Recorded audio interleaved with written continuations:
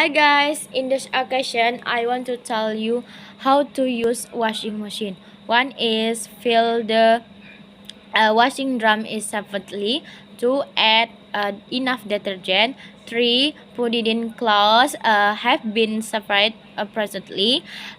Four is set time to use the panel provide.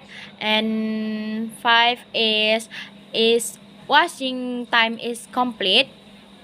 Drying the water. And six, add water and repeat the washing for 2 cycle to remove reduce of detergent. And seven, if washing two cycle is done, transfer the laundry to drying drums. And eight, uh, set a time to drying drum. And finally, if drying drum is done, take it off on drying drum and dry closet on the sun. That's enough for me. Thank you for your attention. Bye.